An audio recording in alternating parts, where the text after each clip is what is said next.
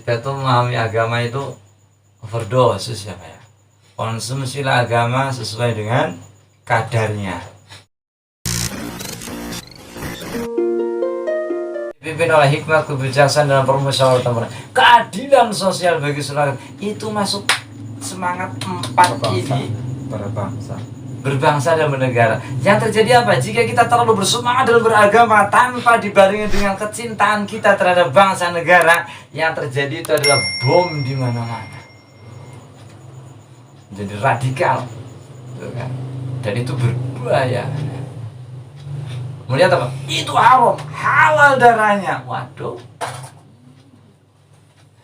Kalau terlalu berbangsa, kalau terlalu semangat nasionalis terlalu tinggi tanpa dibarengi agama, itu jadi sekuler nanti Pak.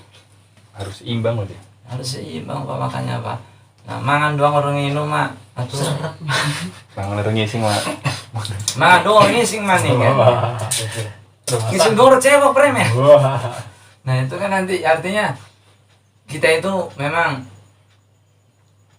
harus ingat apa tupoksinya itu harus tepat gitu loh Pak. Nah, selama ini kan ya bahasanya kita tuh memahami agama itu overdosis ya Pak ya. Konsumsilah agama sesuai dengan kadarnya. Oh begitu? Dengan kadarnya. Mengkonsumsi agama itu harus sesuai dengan kadarnya. Maksudnya kadar akal. Kadar akale, kadar atine. Jika kamu itu enggak disesuaikan dengan kadar akal dan hatinya, itu yang terjadi. Jika akalnya terlalu bermain, itu kan, maka yang terjadi itu dia itu akan menjadi liberal, ya kan? Jika terlalu hatinya yang bermain, terlalu tasawuf Pak, jadi zindik dia Pak nanti Pak. Bakal kayak Siti Jenar bakal kan. Terlalu semangat sampai apa? Siti Jenar itu pernah dipanggil sama rajanya loh, pemimpinnya loh kan, ya kan? Ulil amrinya. Siapa pada saat itu? Raden Fateh itu ulil amrinya. Mau bagaimana mungkin Raden Fateh itu ulil amri, dipanggil ulil amrinya itu nggak mau dia. Jawabannya apa? Di sini nggak ada Siti Jenar, yang ada Allah. Waduh. Ketika dipanggil lagi, ya udah kayak gitu. Allah silakan menghadap. Dan lucu dah ya. Di sini nggak ada Allah, adanya Siti Jenar. Itu adalah sebuah pertentangan antara ruhani dan jasmani. Jadi bahasanya harus seimbang lah Pak. Bukan kan konsep itu ada Gus, kalau di dunia tasawuf saya pernah baca, entah benar entah salah ini Gus. Woi panjang banget nih Gus, panjang mana nih. Ada konsep tahalul, apa tahalul apa? Tahalul itu penyatuan jiwa. Oh, wahdatul wujud. Wahdatul wujud dalam bahasa iki memang. Namun bahasa Arab kan tahalul tahayul. Tahayul mah. Tahalul namanya bukan tahalul, Pak. Hulul namanya. Hulul iki nganjat. Iku bukan kan konsep itu memang ada Gus. Memang iki koten. Itu orang terlalu lebay itu ngomong kayak gitu. Terlalu kepedean gitu. Kepedeannya begini. Kok dia menduduki makhluk seperti Khalik, dari mana jalannya coba? Sampai kapanpun laisa kamitslihi syai'un wa huwa samiul basir. Sampai kapan mukhalafatul hawadits itu. Nah, kalau mereka mengatakan konsep wahdatul wujud itu seperti besi yang dibakar akhirnya membara, dengan bara yang merah di besi tersebut itu bisa membakar kepada siapa saja. Itu konsep hulu itu seperti itu Pak. Besi dibakar sampai merah, lalu ditempelkan kepada benda apapun, dia pasti akan membakar. Yang membakar pada hakikatnya itu adalah apinya Pak, bukan baranya Pak, bukan besinya juga. Tapi sampai kapan namanya unsur besi dengan unsur api itu tidak akan pernah sama Pak. Bersanding iya, tapi bukan berarti sama. Kita tidak bisa menyatakan bahwa besi ini api, juga tidak bisa mengatakan seperti itu. Ini juga tidak bisa dikatakan api ini adalah besi, juga tidak bisa dikatakan seperti itu. Makanya orang itu kepedean Pak, wong sing wali ini kepedean Pak, kayak gitu malah. Wali nak kepedean. Iya, itu kan. Nah itu kepedean apa? Dia itu seperti seakan-akan dia pada hakikatnya ya yang bersangkutan sendiri ya kan hakikatnya. Kita mengukur secara zahir lah. Seperti itu bagaimana? Mereka itu terlalu kepedean bahasanya. Pengen kok dipadai badan dewa gitu. Saya banget badannya sendiri kok disamakan dengan zatnya Allah gitu kan. Bukankah itu juga itu Gus? Teorinya saya pernah baca entah salah entah benar juga. Teorinya Abi Yazid Al-Bustami ini kok. Oke. Oh kedawan gitu loh. Abu Yazid Al-Bustami itu pernah mengucapkan seperti ini. Beliau itu pernah membaca tasbih, Pak. Subhanallah. Itu kan. Lalu kemudian ada hadis. Allah itu sudah suci. Ya kan? Allah itu sudah suci. Buat apa kamu mensucikan Allah? Kamu yang perlu disucikan. Aina subhani. Kalimatnya subhani. Maksud saya gitu. Maksud saya itu konteksnya itu bukan wahdatul wujud itu mana. Tapi konsepnya itu ya'rifu bi nafsihi, ya'rifu bi naqaisi nafsihi. Itu kan. Ya'rifu bi halakati nafsihi. Itu. Menyadari, mengetahui, mengerti akan kekurangan dirinya, mengerti akan kerusakan dirinya, mengerti akan melewati batas dirinya, gitu kan. Sampai terucap ucapan subhani.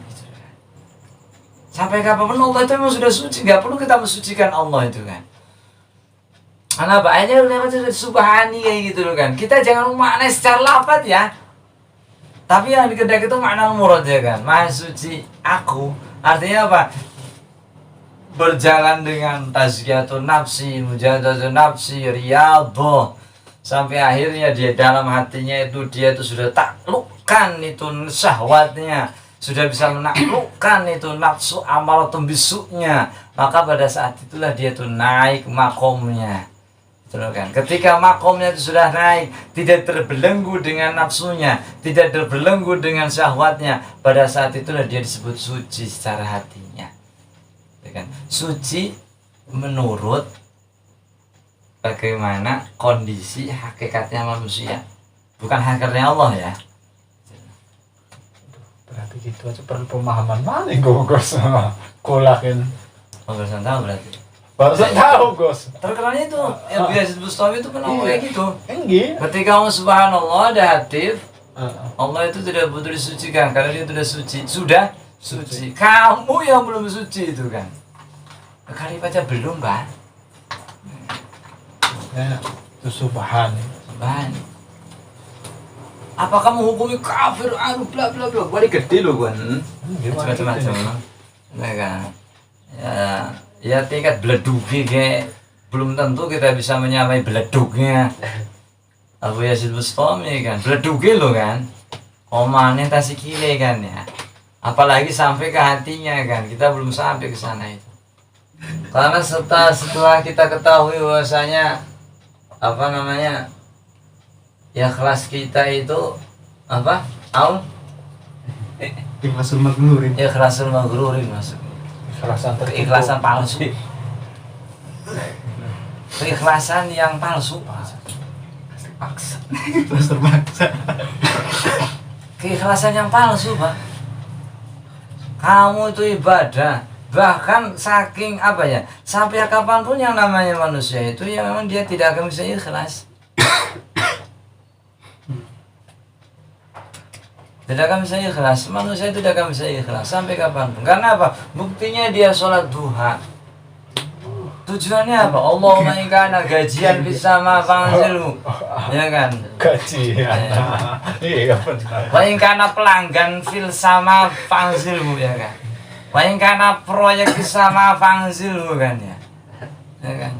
Wa in kana zaujati bisa ma fa'zilhu sampai gitu kan. Waduh. Apa itu? Itu Pak. Bahkan di dalam kita sholat pun unsurnya itu duniawi semua. Tuhan, pengen cari rezeki nih, enggak usah ditanya itu mah, Tuhan tahu rezeki kamu itu seperti apa kadarnya. Kamu baca waqiah bagaimana kita bisa kaya gitu. Baca waqiah ada sugi. Sedekah Baca dari waqiah beda aman. Ya kan? Sedekah. Tapi itu kan, sedekah. biar dapat balasan 10 kali. 10 kali. Ya. Pik, Aul, motornya juga mulai. Jangan bawa pulang itu motornya. Pengen ganti sama mobil nggak? Kayak kenal ini bahasanya. Kayak kenal itu. Boleh begitu kan ya. Kita itu ibadah itu selalu narjet gitu loh kan. Itu. Bahkan apa? Kita sholat pun unsurnya itu duniawi semua, Pak. Apa sih yang tidak duniawi itu, Pak? Unsur sholat aja itu udah duniawi itu, Pak. Bahkan kalau misalnya kita apa yang kamu lakukan sholat itu, enak ya sholat itu.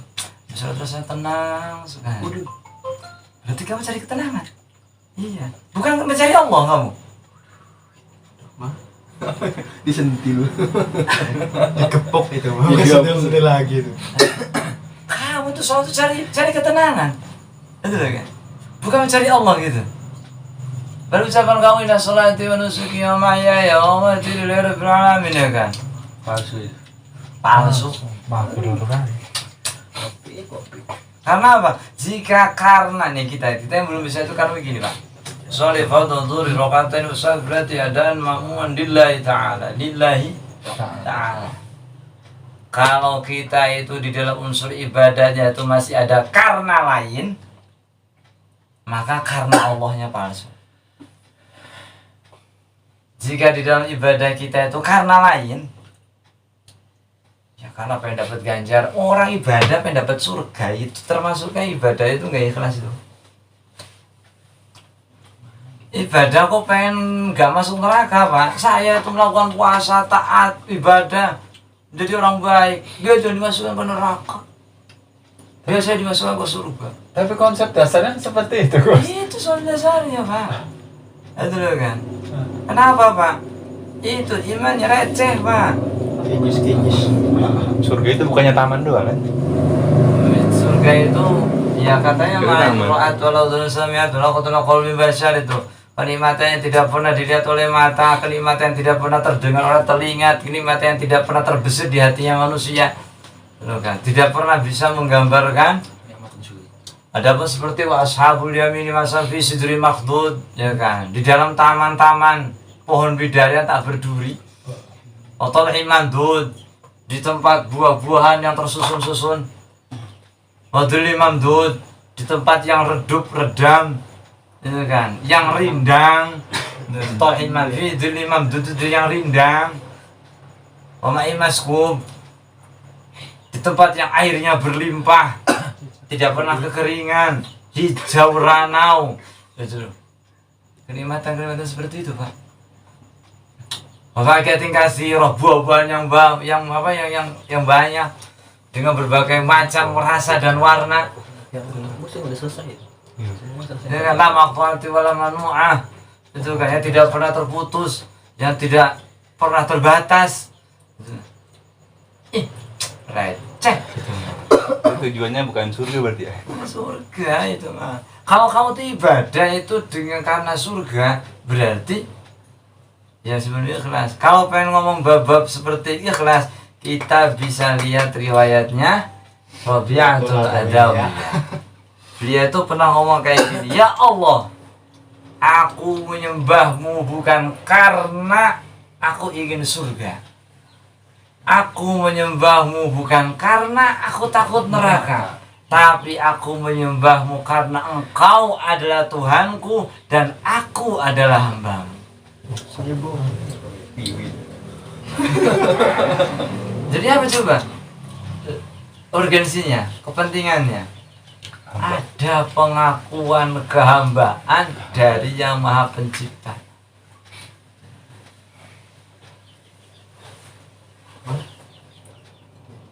Ketika orang tersebut sudah diaku hambanya, maka wadkhuli fi ibadi wadkhuli jannati. Gitu, Pak. Apa? Orang masuk nanti dulu, Pak, masuk surga dulu. Jangan masuk surga. Pantaslah kamu, pantaskan diri kamu untuk jadi hambanya Allah. Lalu ketika kamu pantas disebut hambanya Allah, maka kamu pantas masuk surga.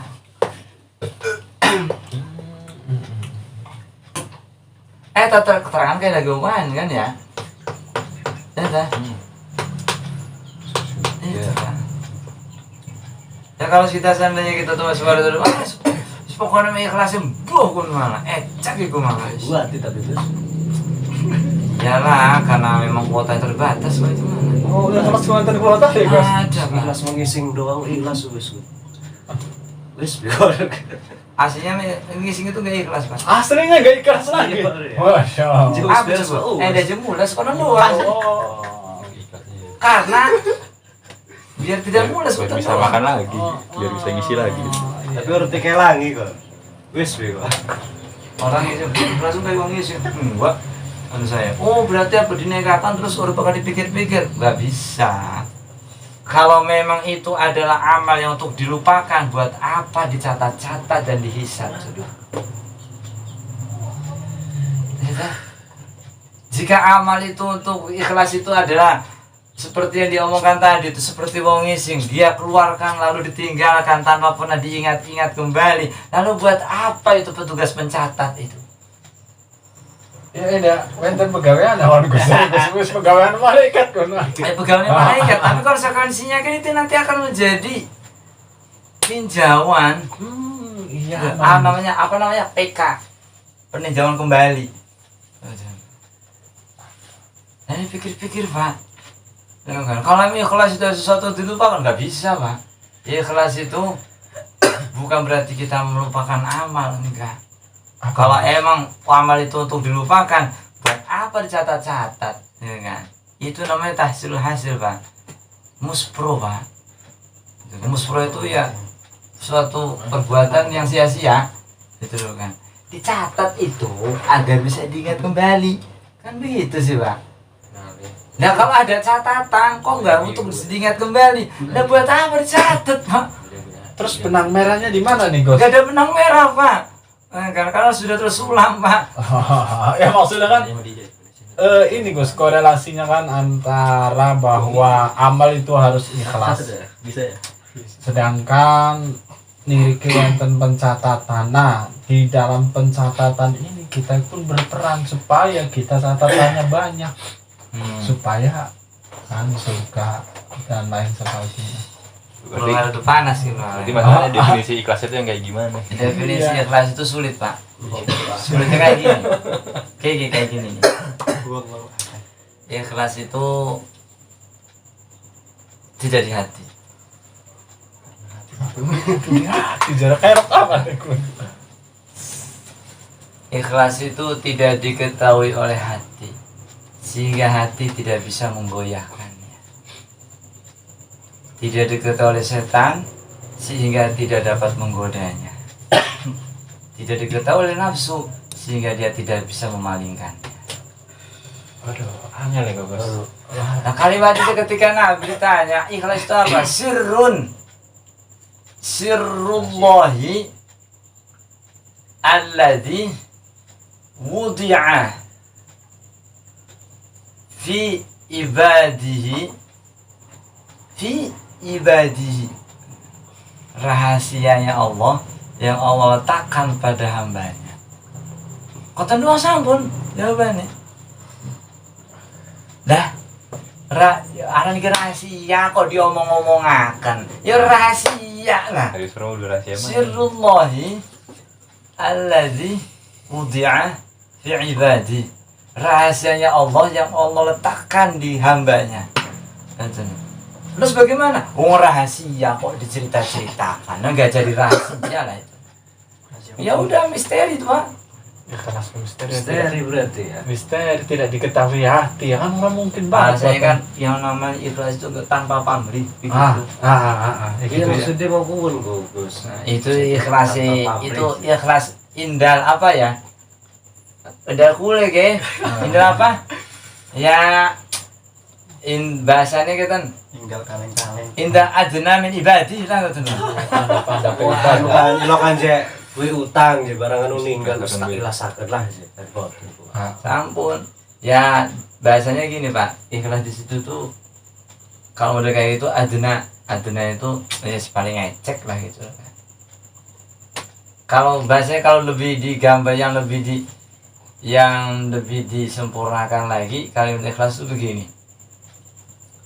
Suatu amal yang tidak bagaimana, yang tidak kenapa, yang tidak untuk apa, yang tidak sebab apa, yang tidak karena apa.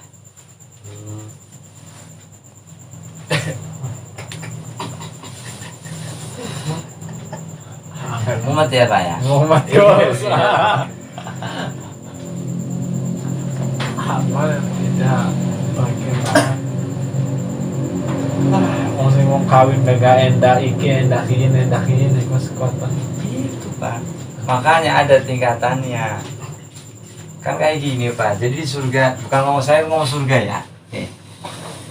Jadi surga itu kan ada 3 kriteria orang masuk surga itu. Pertama semuanya pakai alhamdulillah Pak. Orang itu. Pertama itu ucapan alhamdulillah begini. Pertama itu ucapan alhamdulillah kayak begini. Alhamdulillahilladzi sadaqana wa'dahu wa warasana al-ardha natabaghu min haitsu nasha. Tadi majelis. Alhamdulillahilladzi sadaqana wa'dahu. Segala puji bagi Allah yang telah benar janjinya untuk kami, yang telah benar janjinya kepada kami. Itu adalah pujiannya orang-orang yang masuk surga sebab dia ibadah amal di dunia karena ingin masuk surga. Tingkatan pertama nih Pak. Tingkatan kedua Pak itu Pak. Tingkatan menengah. Kalau tingkatan eceknya ini kayak gini. Al-Quran Gus.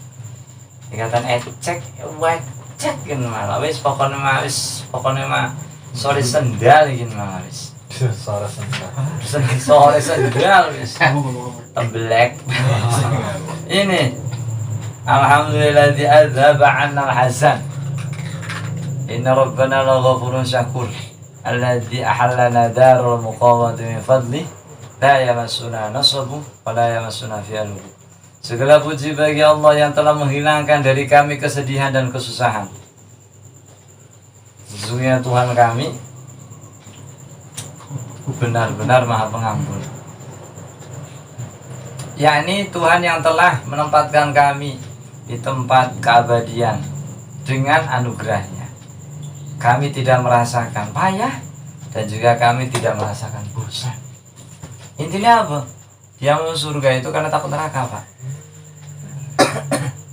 Masuk surganya karena takut neraka. Ibadahnya karena takut neraka, ya kan? Kalimatnya makanya kayak gitu.